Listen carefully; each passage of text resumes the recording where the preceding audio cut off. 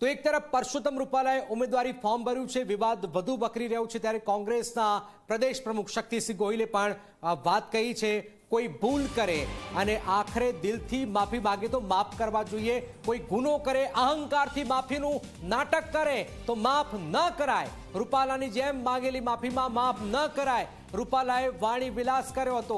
રૂપાલાના નિવેદનથી દેશભરની દીકરીઓનું અપમાન થયું છે.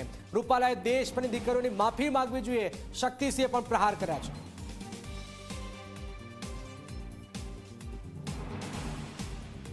ભારતીય જનતા પાર્ટી એક રાજકીય પક્ષ તરીકે હરકતમાં આવવું જોઈતું, પરંતુ આમાંનું કંઈ જ નથી.